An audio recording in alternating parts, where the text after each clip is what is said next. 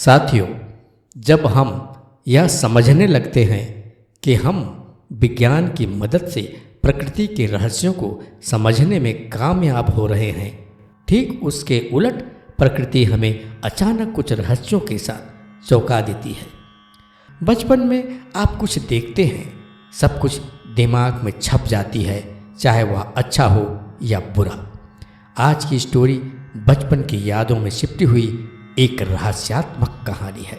छत्तीसगढ़ के एक छोटी सी गांव की घटना है। सन 1917 की बात है, जब अंग्रेजों के राज हुआ करती थी। इस गांव से होकर छत्तीसगढ़ की प्रमुख नदी बहती थी, जिसका नाम था महानदी। अभी भी बहती है।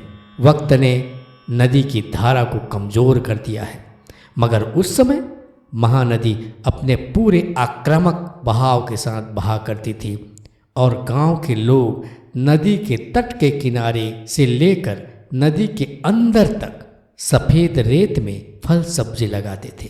नदी की धारा मात्र 100 मीटर दूर कल कल की आवाज़ के साथ बहती थी। बहुत लोगों के अमरूद के बगीचे भी थे, जो नदी के किनारे और कुछ नदी के अंदर तक फैले हुए थे। बगीचे के मालिक दिन रात अपने बगीचे में चौकीदारी करते थे, क्योंकि उस समय महानदी के पानी और बालू के कारण अमरूद में रसदार मिठास पैदा होती थी, जो लगभग कश्मीर के सेब की तरह लगती थी। स्वाद की वजह से इस गांव के अमरूद की बहुत मांग थी।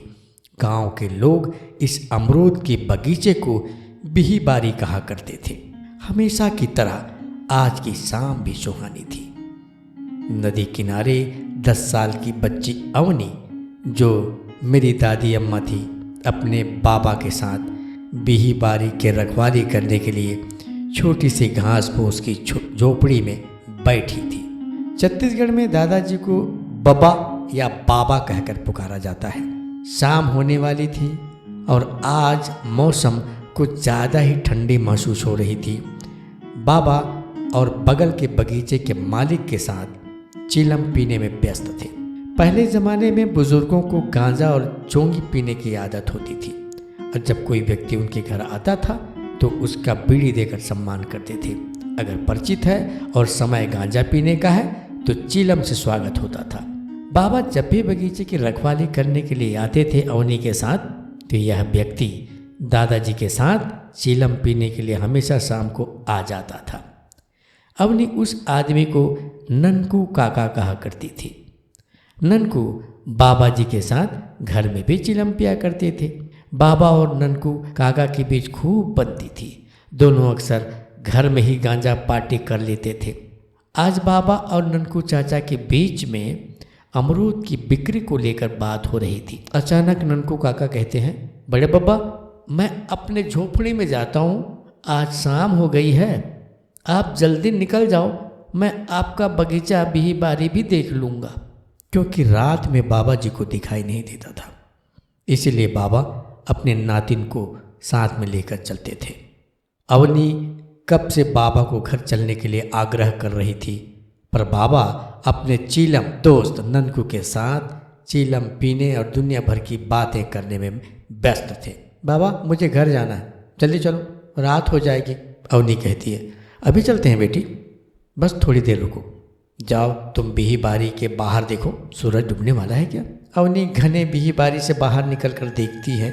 नदी और नदी का किनारा एकदम शांत है।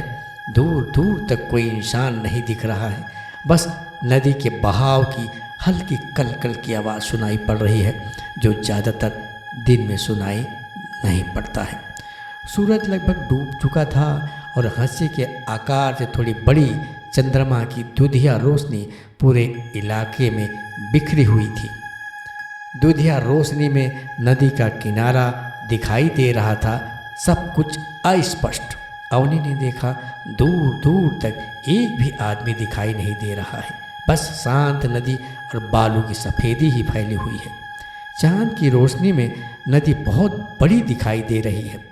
अचानक अवनी की नज़र नदी की धारा के पास एक आकृति दिखाई देती है, जो सफ़ेद कपड़ों में लिपटी हुई है। दूर से बुजुर्ग आदमी जैसे दिखाई दे रहा था। हालांकि वह आकृति बगीचे से लगभग 50 मीटर की दूरी पर थी, जहां नदी का पानी बह रहा था। आकृति सिर से पैर तक सफ़ेद वस्त्र पहने हुए दिखाई दे रही थी। नीचे के कपड़े सफ़ेद धोती जैसे गांव के बुजुर्ग पहनते हैं, घुटने से ऊपर जैसी लग रही थी। दूधिया रोशनी और दूर होने की वजह से शक्ल ठीक से दिखाई नहीं दे रही थी। अवनी उस आकृति को पहचानने की कोशिश करने लगी। शाम रात्रि में बदलने लगी थी और चांदनी की रोशनी में आकृति किसी वृद्ध जैसी दिखाई दे रही थी। अवनी सोचने लगी, कौन है? शाम को बिना नाव की यह बुजुर्ग नदी पार कैसे किया? यहाँ कोई नाव भी नहीं है। फिर यह आदमी आया कहाँ से? फिर उसे हल्की हल्की कराह सुनाई पड़ी जो उस आकृति की तरफ से आ रही थी। आह आह आह आह। कराह की आवाज बढ़ने लगी जो सुनसान दुधिया रोशनी में अत्यंत भय पैदा करने वाली थी। माहौल डरावना हो चुका था। आकृति की कराह बड़ी भयानक लग रही थी। अवनी दौड़कर बाबा के पास पहुंची और बोली, बाबा मुझे घर जाना है। बाहर नदी के पास कोई भूत जैसा आदमी खड़ा है, चलो मुझे घर छोड़ दो। बाबा को रात में दिखाई नहीं देता था, मगर आज देर हो गई थी। बाबा ने अपनी लाठी पकड़ी और बोले, चलो बेटा। बाबा अवनी के मुंह से भूत शब्द सुनकर थोड़े चौंके और फिर बच्ची डर न जाए ऐसा समझकर बोले, बेटी कोई भूत ऊत नहीं होता है, गांव का कोई आदमी होगा, इंसान बड़ा भूत है, चलो।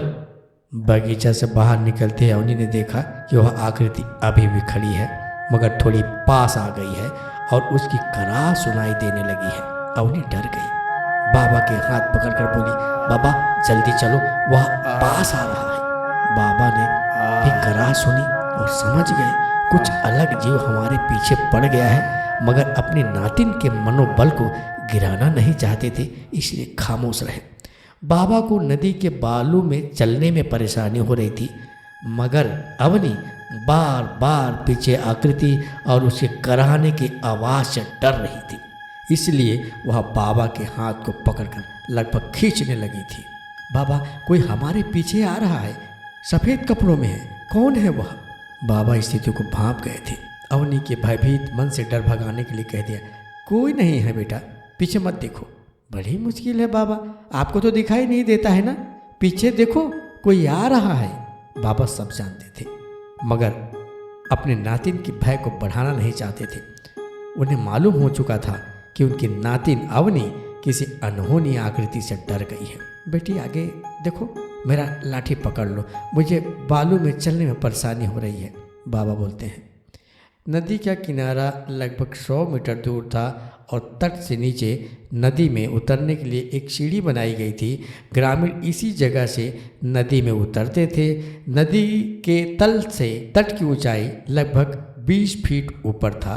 20 फीट की बेतरतीब तरीके की सीढ़ी थी। जो सीढ़ी कम थी, ढलान ज़्यादा थी। नदी में उतरने के लिए यही एकमात्र रास्ता था। अवनी को चिंता थी कि बाबा रात में नदी से ऊपर जाने के लिए इस सीढ़ी को ठीक से चढ़ पाएंगे या नहीं। अवनी ने पीछे मुड़कर देखा, वह आकृति धीरे धीरे इनके साथ साथ आगे बढ़ रही थी और उसकी कराह की आवाज़ स्पष्ट सुनाई दे रही थी, मगर उसके पैर चलते हुए दिखाई नहीं दे रहे थे। अवनी जब भी पीछे मुड़कर देखती, वह खड़ा दिखाई देता था, मगर उसके फासले कम होते जा रहे थे। बाबा की आंख रात में देख नहीं पाती थी, मगर उनका कान बहुत तेज था। वह समझ चुके थे पीछे कराहने वाली आवाज़ कोई साधारण आवाज़ नहीं है। उनको अपने से ज़्यादा चिंता अपने नातिन की थी। वह पूरी ताकत से बालू में चलने की कोशिश करने लगे।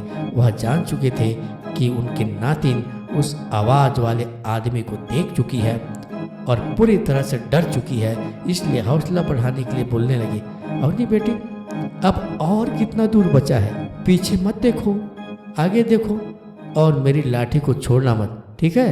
अवनी बार बार पीछे देखती और बाबा के हाथ को पकड़कर खींचने लगती। बाबा और जोर से चलो, वह हमारे पास आते जा रहा है। अवनी बाबा के लाठी को पकड़े हुए लगभग खींचते हुए चल रही थी और इसी के साथ उस सफ़ेद आकृति को भी देख लेती थी जो लगातार निश्चित दूरी पर उनके पीछे पीछे खड़ी दिखाई दे रही थी। उसकी कराह से अवनी बुरी तरह भयभीत हो गई थी। ठंड के मौसम में भी अवनी पसीना से तरबतर हो गई थी। उसका बस चलता तो वह बाबा को छोड़कर दौड़कर नदी के किनारे पहुंच जाती और पीछे आ रही उस अनजान सफ़ेद वस्त्रों से सज्जित कराहते बुजुर्ग आकृति से दूर भाग जाती, लेकिन बाबा को छोड़ नहीं सकती थी और बाबा के रहने से उसको ताकत भी मिल रही थी। अवनी को लगा बाबा कुछ शांत हो गए हैं और उन्होंने स्पीड बढ़ा दी है। कई बार बाबा बालों में गिरते संभलते चलते रहे तथा बीच बीच में कुछ बुदबुदाने लगे थे। आकृति के पैर चलते हुए दिखाई नहीं देते थे, मगर वह निश्चित दूरी पर इनके पीछे पीछे ही आती हुई दिखाई पड़ती थी। आकृति की कराह बड़ी भयानक हो चुकी थी। बाबा जोर से चलने लगे, कई बार बालों में गिर जाते थे और उनकी नातिन को उठाना पड़ता था। सफ़ेद भयानक आकृति उनके साथ पीछे पीछे ही आ रही थी। अवनी का डर के मारे बुरा हाल था। उसे आज बाबा की कमज़ोर नज़रें खलने लगी थी। काश बाबा ठीक से देख पाते तो दोनों दौड़कर नदी के तट के ऊपर पहुंच जाते। बाबा, वह बहुत पास आ रहा है। अवनी ने बाबा को फिर से बताने की कोशिश की, मगर बाबा मौन थे, अपनी पूरी शक्ति से चलने की कोशिश कर रहे थे। अवनी को लग रहा था बाबा धीमे चल रहे हैं। उस सफ़ेद आकृति की कराह की आवाज़ बढ़ने लगी थी और वह लगातार उनके पीछे पीछे ही आ रहा था। थोड़ी देर चलने के बाद अब वह नदी के किनारा बहुत करीब आ चुका था। बस नदी से ऊपर चला।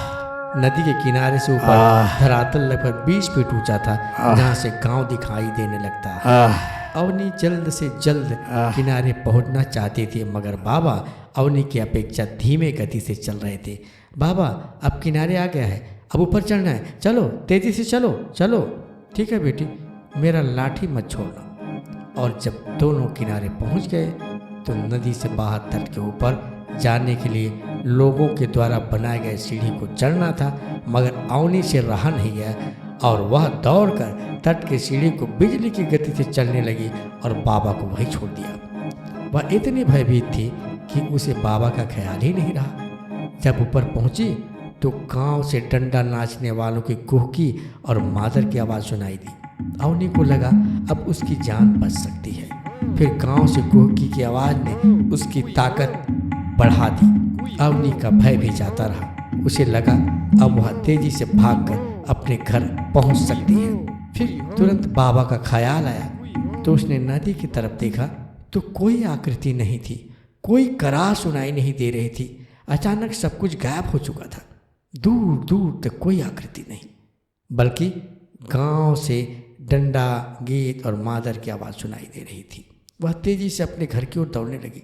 नदी से उसके घर की दूरी मात्र आधा किलोमीटर दूर थी।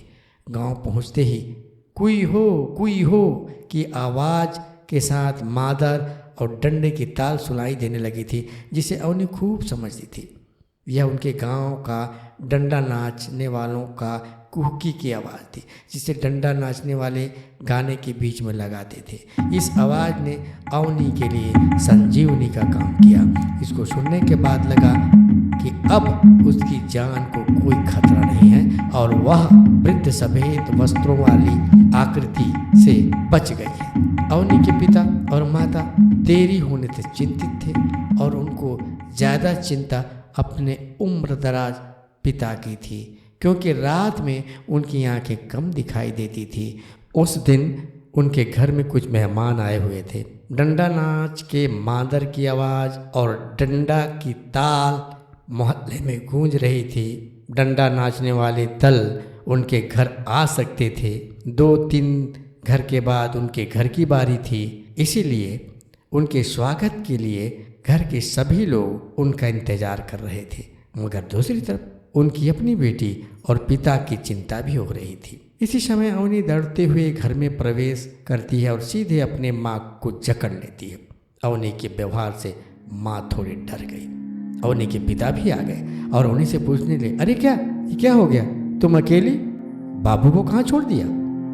अवनी इतनी डरी हुई थी, उसके मुंह से जैसे शब्द बंद हो गए थे। बोलना बताना चाहती थी मगर जबान तालू से चिपक गए थे। अवनी की माँ इस बात को भांप गई और उसे मेहमानों के बीच में ले गई ताकि उसकी घबराहट कुछ कम हो। पीछे पीछे अवनी के पिताजी भी आ गए और थोड़ी नाराजगी से बोले, अपने बाबा को कहाँ छोड़ाई हो? जानती हो उनको दिखाई नहीं देता है, बताओ कहाँ छोड़ा? अवनी रोने लगी। पिताजी को अवनी का व्यवहार कुछ अजीब लगा, कहीं कोई अनहोनी ना हो गई हो। वह सियाराम को लेकर नदी की तरफ चल दिए जो उनके घर में मेहमान के रूप में आए हुए थे। बाबा नदी से तट के ऊपर आ चुके थे और अवनी को पुकार रहे थे। उनके समझ में आ चुका था अवनी घर चली गई है, घर से कोई न कोई आएगा ही लेने के लिए। इसीलिए उन्होंने धीरे धीरे अंदाज से चलने की कोशिश कर रहे थे और बीच बीच में अवनी को आवाज़ भी लगा रहे थे। अवनी के पिताजी ने बाबूजी के आवाज़ को सुना, चांद की रोशनी में दूर से पहचान गए। बाबूजी, इतनी रात करने की क्या ज़रूरत थी? मगर बाबा ने जवाब देने के बजाय अवनी के बारे में पूछा। अवनी को देखे हो? अवनी कहाँ है अभी? जब पता चला कि अवनी पहले ही घर पहुँच चुकी है तो उन्होंने राहत की सांस ली। रास्ते में बाबा चुप रहे। घर पहुंचने पर सबसे पहले उन्होंने अवनी को अपने पास बुलाया और प्यार से सर पर हाथ फेरते हुए कहा, मेरी वजह से मेरी बिटिया की जान खतरे में पड़ गई थी। आज देवी माँ ने हम सबको मुसीबत से निकाला है। जब बाबा ने बताया कि कोई अजनबी आदमी कराहते हुए उनके पीछे पीछे आने लगा था और अवनी ने जब उसका हुलिया बताया, तभी मैं समझ गया था कि आज हमारे पीछे शैतान पड़ गया है।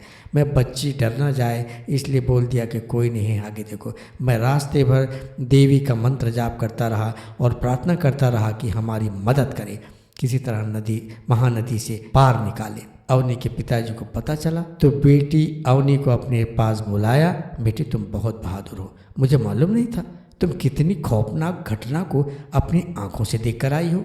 फिर अवनी के पिताजी ने बताया कैसे एक जवान की मृत्यु हो गई थी आज से 4 साल पहले। गर्मी के मौसम में महानदी में सब्जी की बाड़ी में वह रात में अपने मचान में सोया हुआ था। सुबह उसकी लाश मिली थी। ना किसी ने मारा था, ना ही कोई बीमारी थी।